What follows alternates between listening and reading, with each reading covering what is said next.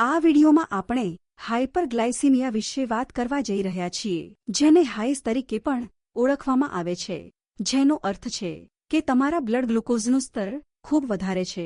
તમારી diabetes team તમને જણાવશે કે કયા નંબરો ખૂબ વધારે માનવામાં આવે છે. હાઇપરગ્લાયકેમિયા હાઇપોગ્લાયકેમિયા અથવા પોસ થી અલગ છે, જે ત્યારે થાય છે જ્યારે તમારું ગ્લુકોઝનું સ્તર ખૂબ ઓછું હોય છે. તમારી પાસે હાઇપો તેમજ હાઇપો હશે. આ ડાયાબિટીસનો સામાન્ય ભાગ છે. શરૂઆતમાં તમારી પાસે ઘણી બધી બંને હોઈ શકે છે, કારણ કે તમે તમારા ડાયાબિટીસને કેવી રીતે નિયંત્રિત કરવું તે શીખો છો. હાઇપરગ્લાયકેમિયા અને હાઇપોગ્લાયકેમિયા ખોરાક અને ઇન્સ્યુલિન વચ્ચેની મિસમેચને કારણે થાય છે. હાઇપરગ્લાયકેમિયાનું પરિણામ તમે તમારા કાર્બોહાઈડ્રેટના સેવનના અંદાજ કરતાં વધુ ખાવાથી થઈ શકે છે. પરિણામે ગ્લુકોઝનું સ્તર ઊંચું થાય છે. જો તમે બપોરના મધ્યમાં ઇન્સ્યુલિન વગરની ચોકલેટ બાર ખાધી હોય તો તેનું ઉત્તમ ઉદાહરણ હશે. તમારા બ્લડ ગ્લુકોઝનું સ્તર વધશે. જેટલો મીઠો ખોરાક અથવા તમે જેટલો વધુ ખોરાક ખાશો તેટલું તમારું ગ્લુકોઝનું સ્તર વધશે. હાઇપરગ્લાયકેમિયાનું બીજું કારણ બીમારી હોઈ શકે છે જ્યારે તમે ખરાબ હો, પરંતુ અમે આ વિશે વધુ વિગતવાર અન્ય વિડીયોમાં વાત કરીશું. તરુણાવસ્થા, વૃદ્ધિમાં વધારો અથવા તણાવ પણ ઊંચાઈનું કારણ બની શકે છે. કેટલીકવાર તમારું બ્લડ ગ્લુકોઝ શા માટે વધે છે તેનું કારણ આપણે જાણતા નથી. ક્યારેક આ વસ્તુઓ માત્ર થાય છે. અહીં કસરતનો પણ ઉલ્લેખ કરવો યોગ્ય છે. સામાન્ય રીતે જ્યારે તમે કસરત કરો છો ત્યારે અમે લોહીમાં શર્કરાનું સ્તર ઘટવાની અપેક્ષા રાખીએ છીએ, પરંતુ ક્યારેક વિવિધ પ્રકારની કસરતોને આધારે તે ખરેખર વધી શકે છે.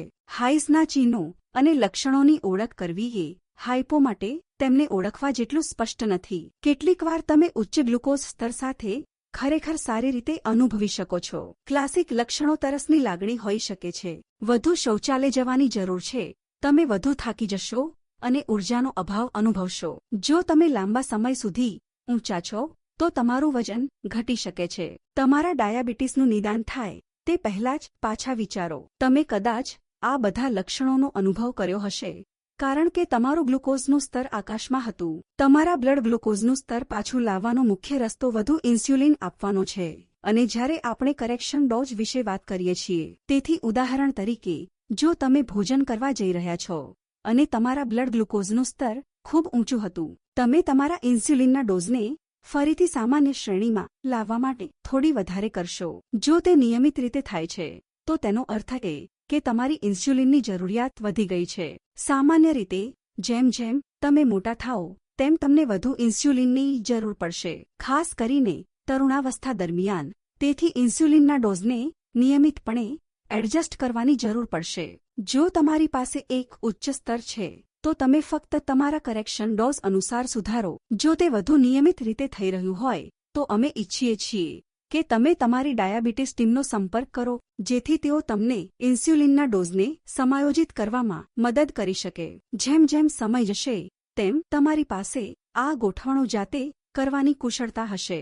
હાઇપરગ્લાયકેમિયા કીટોન્સ બનાવી શકે છે. અમે બીમારી દરમિયાનના સત્રમાં કીટોન્સ વિશે વધુ વાત કરીશું, પરંતુ આ તબક્કે એ ઉલ્લેખનીય છે કે જો તમારી પાસે લોહીમાં શર્કરાનું સ્તર ઊંચું હોય અને તમે અસ્વસ્થતા અનુભવો તો તમારે કીટોન્સની તપાસ કરવી જોઈએ. કેટોન જોખમી છે. તમે તમારા મીટરમાં બ્લડ ગ્લુકોઝનું પરીક્ષણ કરો છો તે જ રીતે કીટોન્સની તપાસ કરી શકાય છે, પરંતુ તમે માત્ર એક અલગ સ્ટ્રીપનો ઉપયોગ કરો છો. કોઈપણ બીમારી, ખાંસી, શરદી, ફ્લૂ અને કોઈપણ પ્રકારનો ચેપ જેવી બાબતો તમારા બ્લડ ગ્લુકોઝના સ્તરને અસર કરી શકે છે, અને સામાન્ય રીતે આને નીચાને બદલે વધી જાય છે. તેનો એકમાત્ર અપવાદ એ છે કે જો તમને ઝાડા હોય અથવા તમે બીમાર હોવ તો આ સામાન્ય રીતે તમને ગ્લુકોઝનું સ્તર નીચું બનાવે છે. લાંબા સમય સુધી લોહીમાં શર્કરાનું સ્તર ઊંચું રહેવાથી જીવનમાં પછીથી જટિલતાઓ થઈ શકે છે. તેથી તે ખૂબ જ મહત્વપૂર્ણ છે કે તમે તમારા ગ્લુકોઝના સ્તર પર સારું નિયંત્રણ મેળવો.